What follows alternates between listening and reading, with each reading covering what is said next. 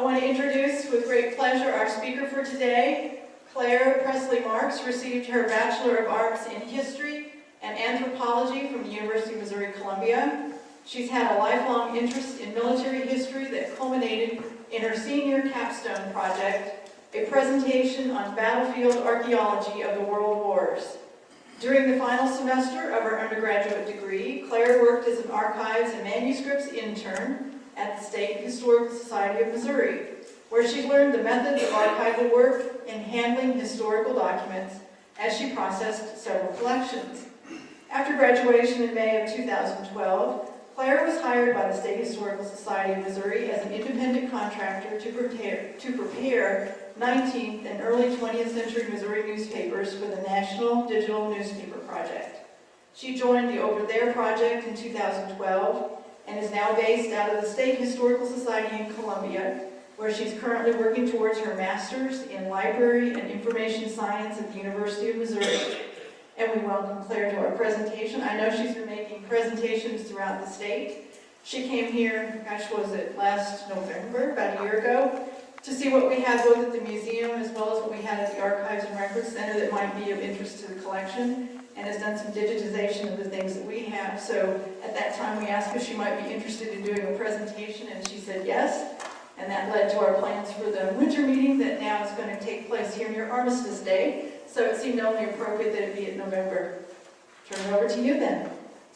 You can introduce your colleague then, Catherine, who did a great job with her coat raffle. Thank you for having me here today. I'm so excited to be here.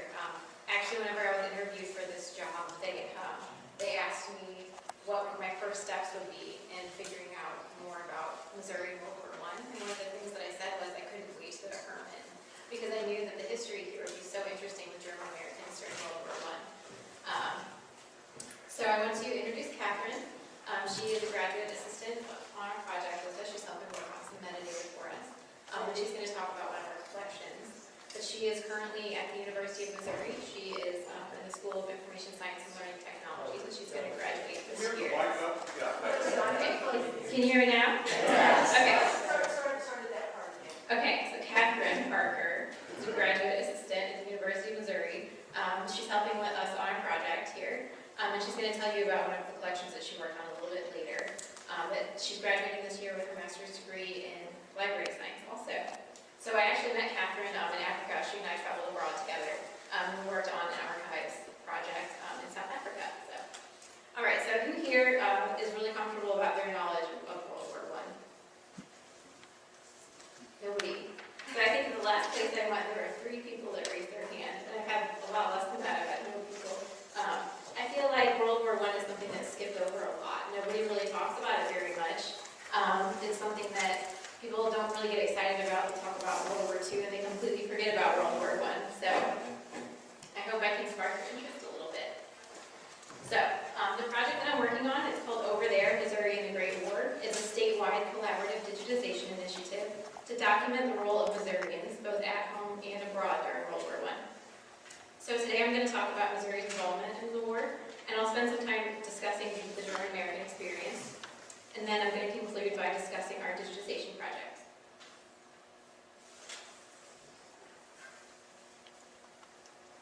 So I always start my presentations with a little overview of World War I, since nobody seems to remember much about it from school. So, on June 28, 1914, a member of the Black Hand, which is a secret Serbian military society, assassinated Franz Ferdinand, the Archduke of Austria-Hungary, in Sarajevo, Bosnia. The assassination was orchestrated to aid the separation of Austria-Hungary's southern provinces from the empire and combined with other Slavic nations. And this is where the Yugoslavia came from.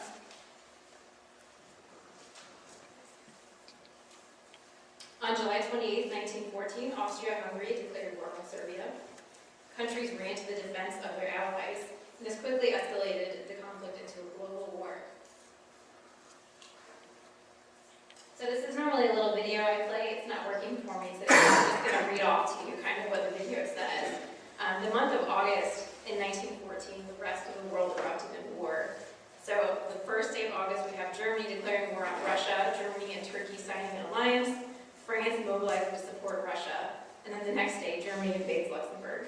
The day after that, And then on the 4th of August, we have Germany declaring war on Belgium and Britain declaring war on Germany. And it goes on and on, everybody in Europe declaring war on each other. There's sort of a snowball effect because of all of these alliances that people had in Europe. So the war raged in Europe for almost a year. On May 7, 1915, the British ocean liner Lusitania was attacked by a German U-boat, and this killed over 100 American passengers. Months later, after a lot of outrage regarding the sinking of Lusitania, Kaiser Wilhelm suspended unrestricted submarine warfare in an attempt to keep the U.S. out of war. This offered Germany a temporary solution, but within the year they resumed their submarine attacks in order to keep Great Britain in a crippled state with limited U.S. aid. In a speech made on February 3, 1917, President Wilson cited the sinking of Lusitania as one of the reasons that the U.S. was severing their diplomatic relations with Germany. In February of 1917, the German Foreign Minister, Arthur Zimmermann, transmitted a message intended to reach the German minister to Mexico, but the message was immediately intercepted by British intelligence and deciphered.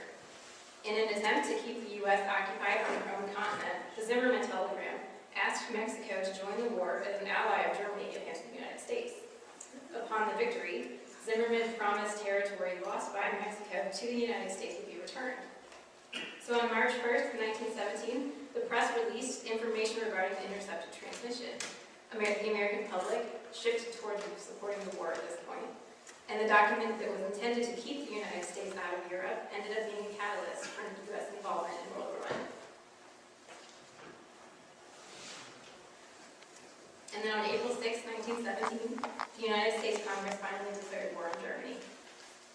So World War I is arguably one of the most influential events of the 20th century. It lasted until November 11th of 1918, and the war engaged the world's major economic powers and was one of the deadliest conflicts in history. It paved the way for major political changes. An estimated 9 million combatants and 7 million civilians died as a result of this war. And our state played a unique role.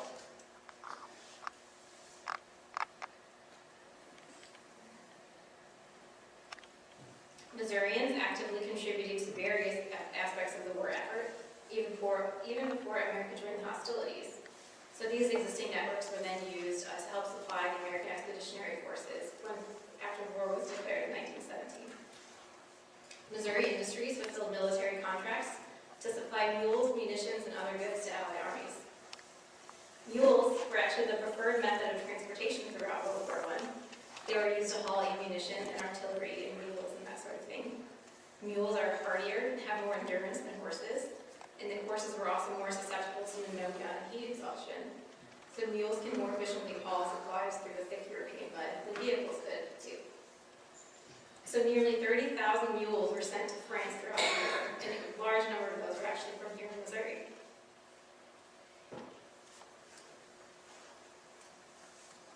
Another prominent Missouri industry was diesel engine production. The Anheuser-Busch Company in St. Louis had invested heavily in diesel engines at the turn of the century, putting them to use in the Anheuser-Busch plant. With the outbreak of World War I, the Navy Department requested Anheuser-Busch to design several types and sizes of submarine diesel engines. So this was an assignment that no other firm was qualified for or able to undertake because the Busch family obtained the patents and the inventor, Dr. Rudolf Diesel, as an employee. So Busch immediately agreed to the Navy's request, and the entire capacity of the plant was reserved for Navy diesels during the duration of the war. So along with mules and diesel engines, agriculture and mining were other lucrative industries that aided in the Allied war effort. I'm going to talk about medicine a little bit. This is one of my favorite topics about World War I.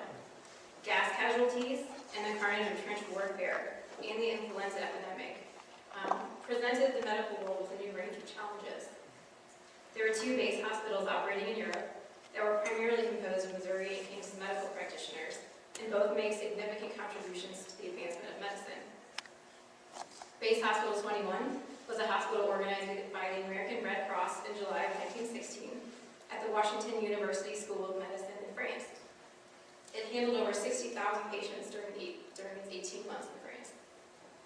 Base Hospital 28, this was organized through the Kansas City School of Medicine in Kansas City and admitted 9,954 patients while in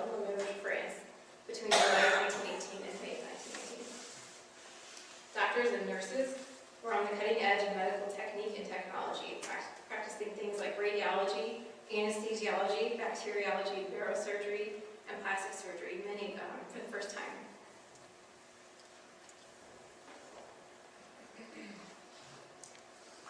So while the mechanical and technological and medical contributions that Missouri industry were really great, the most significant accomplishment, however, was people. According to the Missouri State Archives, more than 156,000 Missourians served in the war, primarily in the 35th, 42nd, and 89th Divisions. Some authorities rank Missouri as 8th in the total number of men in uniform. Of these 156,000 soldiers, 11,000 of them became casualties. 9 soldiers with strong ties to Missouri received the Medal of Honor for their heroic acts during World War I. Missouri soldiers would have had varied experiences in the war depending on what branch of service they were in, what unit they served in, and what their role in the unit was. But I did put together a few generalities to kind of tell you more about what their experiences would have been like. They went through months of training and education. Missourians were sent to Camp Doniphan in Oklahoma, or Camp Funston in Kansas, or the Great Lakes Training Base in Illinois, if they were in the Navy. For many soldiers, this was actually a really good opportunity. They could have gone into specialized units, where they would have even more education. And while they were there, they got physically fit and they were fed really well. They received inoculations and excellent medical care. So some of the soldier accounts that I've read have actually talked about how, while they were in training, it was the healthiest they'd ever been before. And some soldiers even had the opportunity to study abroad at French universities while they were overseas. Another thing that soldiers experienced was disillusionment. This generation had a predominantly positive attitude about participating in the war. There was a lot of innate patriotism. So when you read World War I correspondence, you can see all of this bravado and this really big desire to sort of fight off the Huns and do their part. But shortly after they get over there, it's so much more horrible than they had ever thought that it would be. So they have this crushing disappointment, and it's really heartbreaking. Soldiers also faced chemical warfare. Chemical weapons were used in World War I to demoralize, injure, and incapacitate soldiers in trenches. It didn't ever really kill people too often. The United States was a leading manufacturer of chemical weapons during the war. By the end of the war, 124,000 tons of chemical weapons had inflicted an estimated 1.3 million casualties. There were several different varieties of gas used during the war, including tear gas, mustard gas, phosgene, and chlorine. It was deployed by partially burying gas canisters and then relying on the wind to blow it towards the enemy, so very inexact. Some of the gas was colorless and odorless. Others were visible in big billowing clouds. And sometimes they even disguised them, the smells of them, like strawberries or hay. Few of these gases were lethal. The psychological and severe health effects were very devastating. Mustard gas was the worst. It was sort of sticky, and it would contaminate grounds and battlefields for days after it was deployed. Soldiers also experienced trench warfare. At their peak, the trenches built by the Allies and the Central Powers extended nearly 400 miles. Trench life was difficult and demoralizing, so along with the danger of warfare, they were plagued with rats, lice, disease, and fungal infections caused by the cold, wet, and unsanitary conditions. They would spend time in the trenches on rotation, so they'd only be there for certain amounts of time before getting to rotate out. But soldier accounts talk about the smell was something that was very vividly remembered after coming back home. They would talk about the smell. It was a lot of men crammed into a really small space. They had limited bathing facilities. It was damp. And then there were the rotting bodies of their fallen comrades hanging out in no man's land also. So some portions of the trench were actually kind of cozy and dry, and they had electricity, but that was really not the norm for most soldiers. I read one soldier account, and he was talking about how he could constantly hear shells whistling overhead, and it was driving him absolutely crazy from fear because everyone was just sitting around and sort of waiting for the trench to explode. There wasn't really a whole lot that they could do defensively. There were a lot of medical issues, too. We have shell shock. Today we kind of call that PTSD, but back then they were labeled as cowards. Trench feet. With the prolonged exposure to the damp conditions I was just talking about, a lot of men faced amputations and gangrene and necrosis on their feet.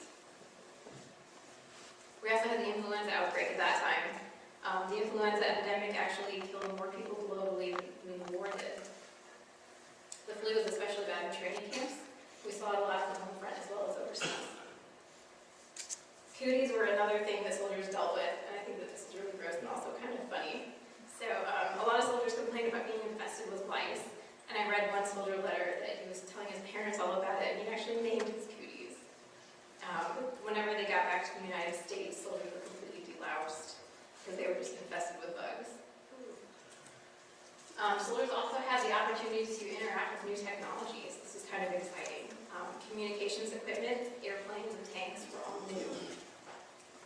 They also had the opportunity to interact with Europeans and new cultures and nationalities for the first time.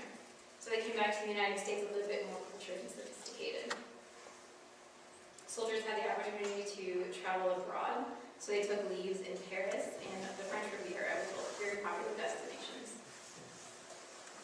And perhaps the most demoralizing thing for them was that communication was very limited.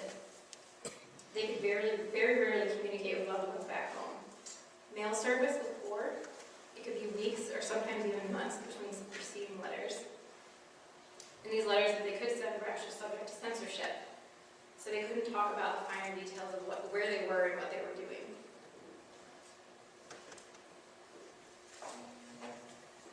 There are several prominent Missourians who took part in World War I. We like to brag about them. We have John J. Pershing. He was the leader of the American Expeditionary Forces. Pershing received the highest level of military ranking possible, the General of the Army. And the only other person to ever receive this rank was George Washington. Future President Harry S. Truman, whose experiences as a battery commander during World War I helped develop his leadership qualities and foster political connections later in life. Walt Disney, he was actually too young to enlist as a soldier, so he lied about his age, and he volunteered as a Red Cross ambulance driver at France. The last surviving U.S. veteran of the war, Frank Buckles, was a Missouri native. Judge Advocate General Enoch Crowder, who administered the Selective Service Act that drafted America's forces into World War I, was also a Missouri native. And also the unsinkable Molly Brown. She traveled to France to aid the American community of devastated France, which was dedicated to rebuilding French communities and assisting wounded soldiers. She earned the French Legion of Honor and a Croix de Guerre also, I think, for her endeavors. Missourians not only fought overseas, but they also answered the call to help on the home front. Comprised of over 12,000 volunteers, Missouri was one of the first states in the nation to organize a local council of defense after the war was declared. And shortly after the draft, the Missouri Council of Defense issued the following remarks. The occasion of the soldier's departure should be made a time when every citizen of the state should be brought to the realization that the hour for applied service at home is here, with every soldier going, every tax levy, bond issue, Red Cross campaign, or any war demand should now be even more eagerly accepted and fulfilled. And they did enthusiastically volunteer for civilian support organizations. So we see Missourians in organizations such as the 4 Minutemen, going to Liberty Loan rallies, the Red Cross, Salvation Army, and YMCA, lots more.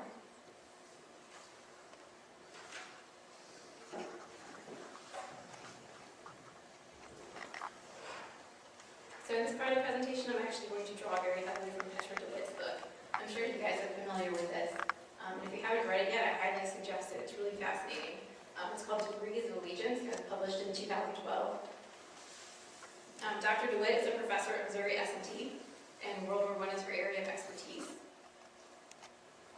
She wrote a really great article about German Americans in Missouri for my project, so I also encourage you to check that out when our website goes live.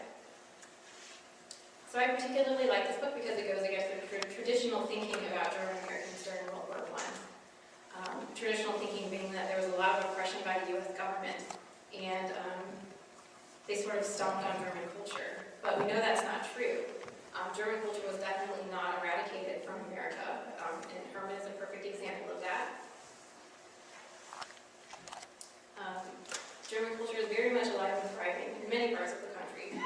DeWitt argues that we see punishment for dissent during the war was actually taken care of at a more local level rather than national. So we have German Americans against German Americans during World War I, rather than the government being against everyone.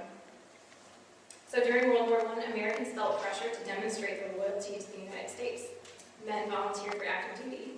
They registered with the Selective Service. They served when they were drafted, or if they were too old, they participated in the Home Guard. Families invested in Liberty bonds. They purchased war savings stamps, conserved food, and they supported the Red Cross, just like any other Missourian would.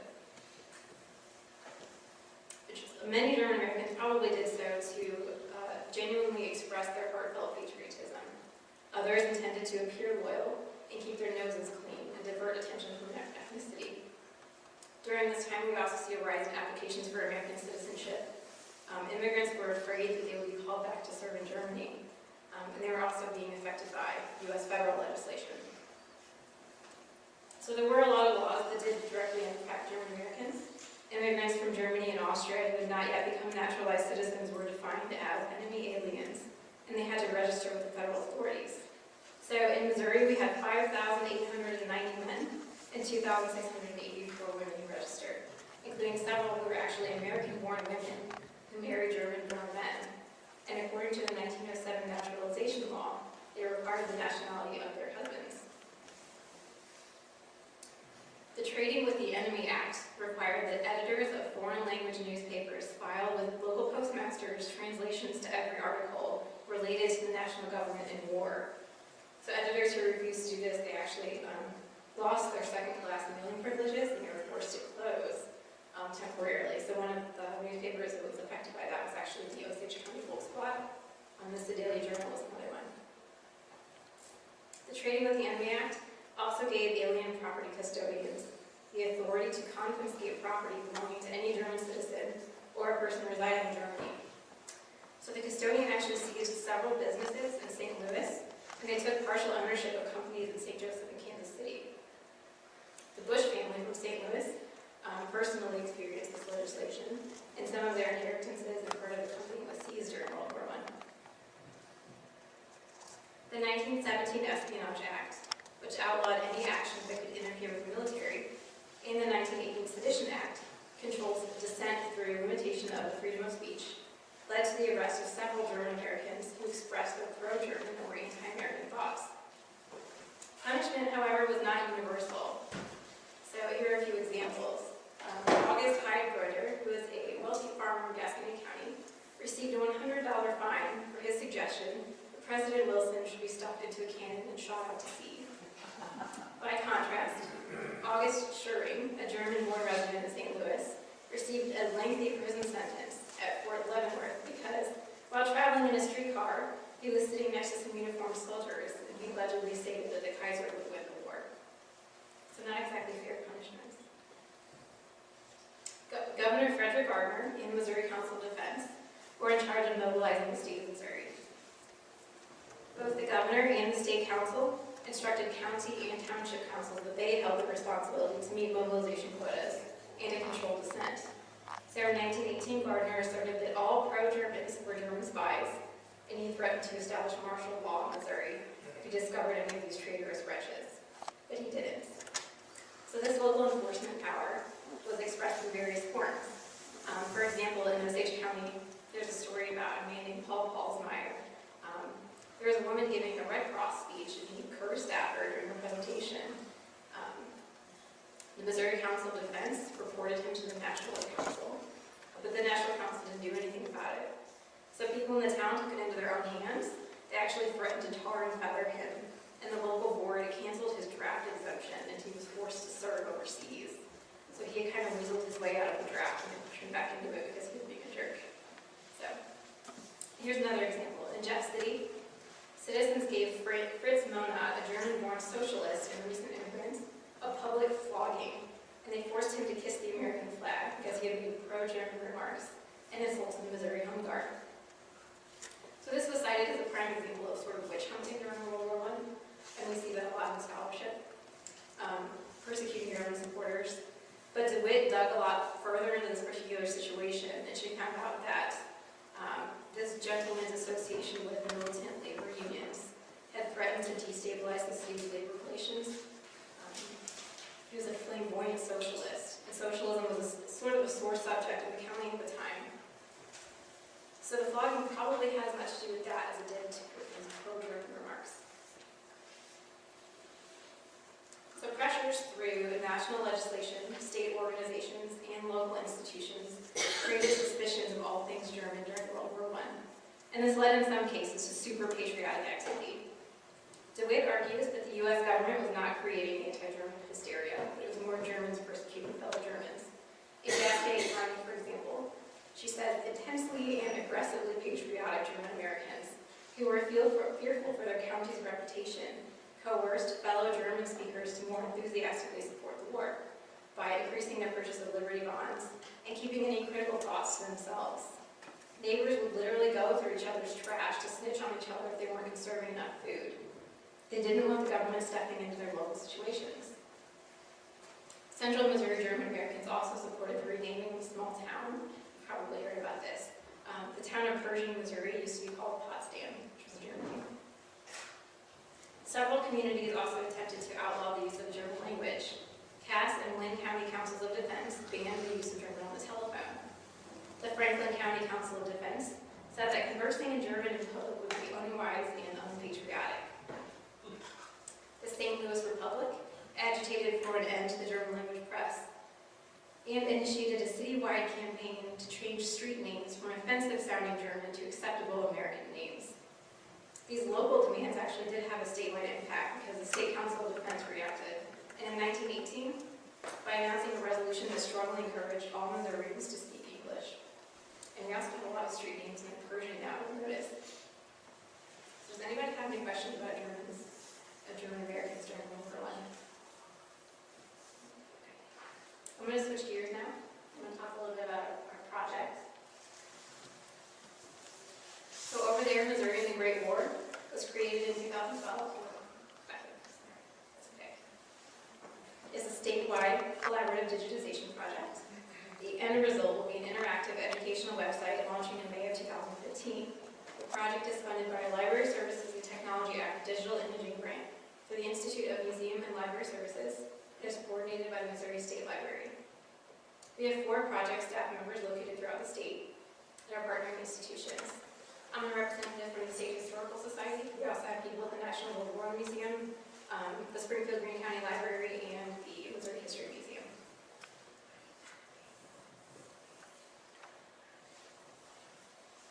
The origin of our project actually stems from work that was completed throughout Missouri on the American Civil War.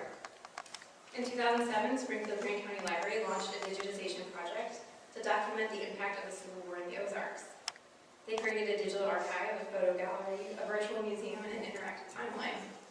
Over 11,000 pages of material were scanned, transcribed, and made keyword searchable. Users could spin artifacts 360 degrees, magnify artifacts several times beyond their original size. So this project has 21 partnering organizations from across the country, and it is award-winning. So this work then became the basis for other regional Civil War projects in Missouri. Organizations in St. Louis, Kansas City, and Columbia have completed their own work to study the Civil War in the regions. And as work on the Civil War came to a conclusion, these organizations started to discuss combining statewide resources to develop one single digital collection consisting of documents, photographs, artifacts, and other media in preparation for the centennial remembrance of World War I. So instead of doing all the separate small Civil War websites like they did before, they wanted to do one giant World War I website collaboratively, and that's where our project came from.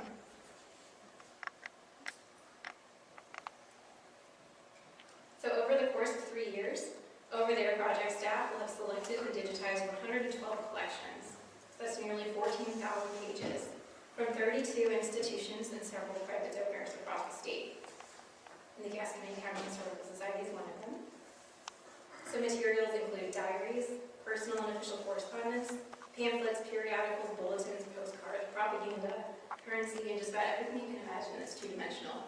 But we've also just started to incorporate three-dimensional artifacts too.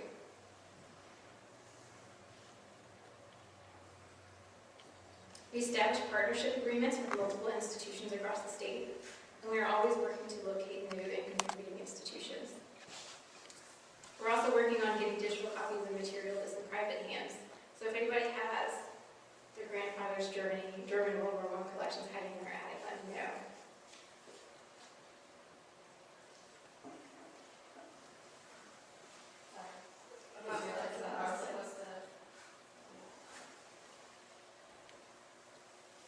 So here's a list of collections that we digitized in 2013 and 2014 right around. We choose these collections based on our project scope. It's really broad, actually. It includes Missouri efforts both on the home front and overseas. So some of the things that we focus on are the experiences of Missouri troops in combat and support roles, the application of new technology to warfare, such as chemical warfare, aeronautics, submarines, and armored vehicles, civilian support efforts, such as the YMCA, Salvation Army, and Red Cross, medical advancements, and propaganda. And here's a list of collections we will complete digitizing in 2015. We digitize in the highest standards, ensuring long-lasting files, and every item is transcribed and cataloged by project staff with very careful quality control.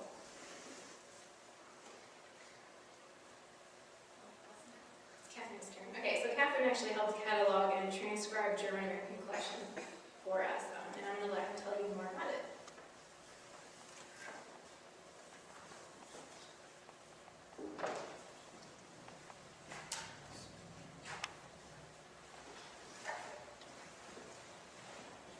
Okay. I'm just going to talk a little bit about the Rustmeyer family papers. It was my project. Actually, just like Claire told you, I'm working on my practicum, which is like an internship with the Over There project. And this was my first time really interacting with any type of like transcription and metadata. I don't know if anyone has done that before, but it can get pretty tedious. But I really had a good time with this because the collection was so interesting. So basically, the Rustmeyer family papers were a collection of 17 letters, correspondence, from basically 3 different writers in Germany to Bernard Rustmeyer of Osage County. And just a little bit of history that I've gotten from reading these. Bernard moved from Germany to the U.S. the early, probably 1900s. Definitely at least 20 years before World War I happened. And but all the letters taking place are all from members of his family, I believe they're cousins or friends of his family, neighbors in Germany who are still living in Germany post World War I. So the letters take place starting in 1924, and the final letter that I read was in 1927. And they were incredibly interesting. So I'm just going to tell you the names of some of the readers, or writers of these letters, but I'm going to butcher the names a little bit because they're German.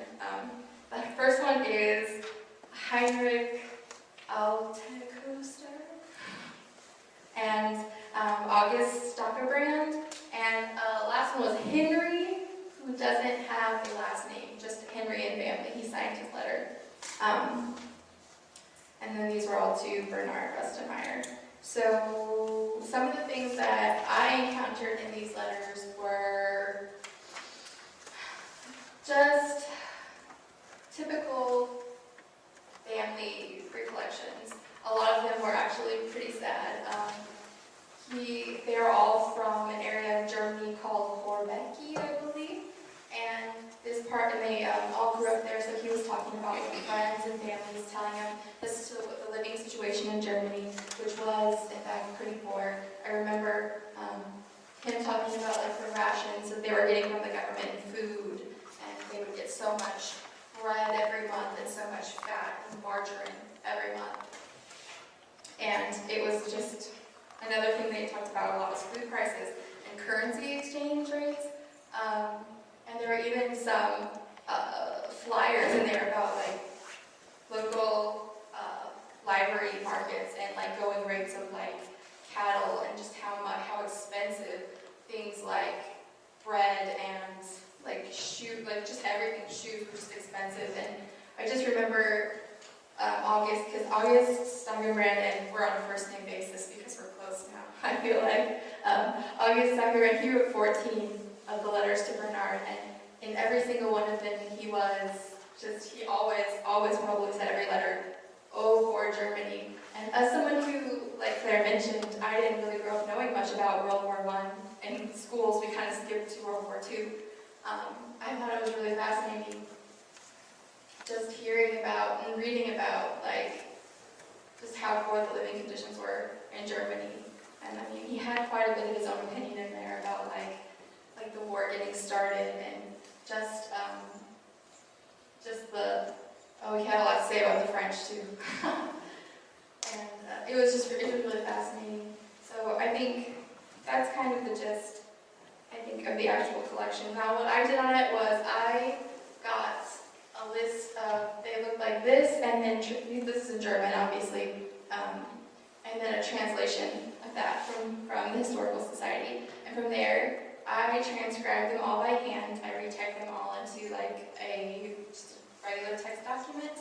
And then I created the metadata for all of the collection, which is pulling out the key names and the places in these documents, so that when they do go on the website, and I encourage you all to go look at these once they're on the website, because they're so interesting.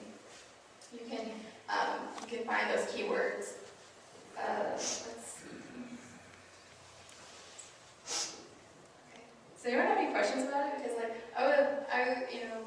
I can't really think of anything else I want to say. It was just, I could go on and on about what were in the letters. I mean, August Steigerbrand, the guy who was writing the letters to Bernard, he owned a corn liquor distillery in Germany, and if it wasn't for Prohibition, I think he would have tried to send Bernard a good lot of it. I don't know. He said he had a nice 40-year-old something or another that he really wanted to send Bernard, because Bernard was actually actively sending him gift packages, care packages from Missouri to Germany, things like rice and coffee and tea that he hadn't had in years. And I don't know. I feel like the intense relationship between these two friends, two cousins, was amazing, considering they haven't seen each other in 25 years, 30 years. They hadn't even seen a picture of each other, and every time they wrote letters to each other, you just thought, oh, they must have just seen each other yesterday. So I really encourage you guys to check out these collections once they're on the internet. When will the website be up? May of 2015, it will all be up. So, yeah. Oh, in the metadata that you have pulled out, besides the names, do you also pull out dates and names of towns, or what else can you search on? I also pulled out names of towns. Definitely, what I did basically, and I mean, like Claire said, it does go over to another Word project member, and they'll pull out more maybe. But I pulled out specifically names and cities and counties. The dates were a bit skewed, so because the dates that are stamped on the letter, the dates when they sent are different, and because the mail is so slow. So they would be like, oh, I haven't gotten your Easter letter, and it's like November, or saying it's November and I just got your Easter letter. Could you tell the name or the age of the different writers for this first generation people?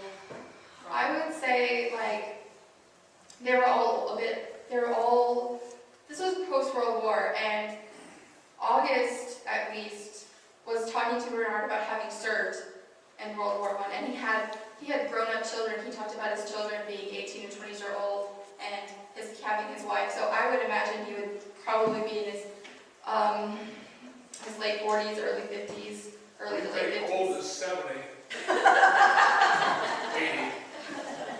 I don't know. The thing is, it's hard to know. I'm gonna probably do some more outside research to find out more about August, who's writing these letters, because it was really sad because only the course of 4 years, from 1924 to 1927, his health was deteriorating. He talked about how poor, apologizing for how poor his handwriting was, because he couldn't see anymore. His eyes were going bad, and he talked about going to like a health area in Germany because he was having problems with like gout. Yeah. Were they writing to relatives over here then, is that how it was connected? Yeah, what it was these are all from Osage County. I don't know where we got them in Osage County, but Bernard Rustemeyer, which is the Rustemeyer family papers, he lived in Osage County, Missouri. And these are all just one-sided collection letters that he had kept from cousins, I believe. He always referred to August, like Bernard. Those two were cousins, August and Bernard. Now the other ones, I feel like the other two I mentioned, like Henry, without a last name, and then Heinrich Altogister. I feel like they were just neighbors. They weren't actual family members. But the majority of the letters did come from August Dahlgren, and I do believe that they were cousins, and they were just writing back and forth. So, What part of Germany was his cousin living in, and has there been any attempt to connect the dots and do some sort of exchange? it's Korbecki, Germany is where it's from. I'm not sure what. Quebec, it's Koerbecke, if that helps. Like it's German, so it's a bit hard for me. And it has, like, I can't remember off the top of my head. I think I wrote it down. It's from, maybe, like it's from a certain area of Germany. It was a long German, like I think it probably translated to a county name. So there is that area that I can look at and say. Now, I don't think that we've done anything, like with this project, I believe it's just centered on like Missouri. So I don't think we've done much with like going to Germany. So was there anybody in Osage County, though, that might have done research on the family back, that's what your question is, right? Back to Germany? Not that I know That would be of. a good follow-up. Yeah, I mean, it would definitely be interesting just for my own personal, because like all these letters that I read are completely one-sided. So I have no idea how Bernard is responding to these letters, you know. Like you see big gaps in dates where it's like, for August, like I haven't heard from you in months. Like my family is starving. Are you gonna send me like this care package because we really need it? And he's like, if you haven't responded to 2 or 3 of my letters, I think I'm probably gonna have to stop writing. And so then 6 months later, he finally wrote back. He finally got the stuff from Bernard. So it's just a really slow, like back and forth. I mean, this is the early 1924, 1925. So the effects of World War I are still pretty prevalent. So. Okay. I wanted to say too, somebody asked about how we tag the metadata, and one of the things that we do too is we pull out subjects and we use the Library of Congress subject headings for that. So, for example, on this collection, we would tag it as post-war. So people who are interested in post-war would just go to our website and search post-war, and it'll come up there. Or socioeconomic aspects of Germany after the war, things like that. So thank you, Catherine. Can we go to the next slide? So for the time being, we developed a blog and a Facebook page to keep our audience up to date about our progress and interesting pieces of World War I history that we come across. So our blog and Facebook page regularly feature posts about interesting collections that we find. We make research guides. We do profiles of Missourians who served in the war. We also talk about some of the organizations that we visit. So our full website is still under development. But it will be a multifaceted presentation of Missouri World War I to the benefit of researchers, students, and more who hope to learn more about Missouri's role in World War I. And as Catherine mentioned, our full website is going to go live in May of 2015, but until then, I encourage you to visit our blog and our Facebook page. Any questions? Thanks, Dan. Thank you.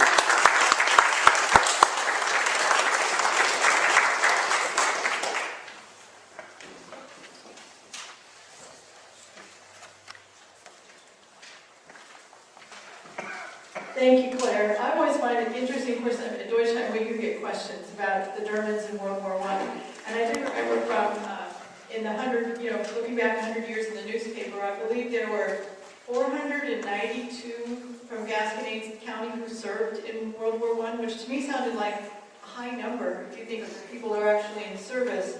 And the numbers who had given the ultimate sacrifice, there was at least 1 or 2 deaths, and others that had received, awards for their various service. So it's always interesting when I see that in the paper and it describes the level of participation. I had the privilege of going to Petra's presentation that she did at the State Historical Society, and it was most interesting to hear how in order to prove their patriotism, how many people were very exuberantly buying bonds, displaying the flag, and doing things to demonstrate that, in fact, they were supportive of the war effort, and having previously been encouraging the country to remain neutral. But once in the war, the German Americans were very committed to supporting the United States. So it's an interesting time.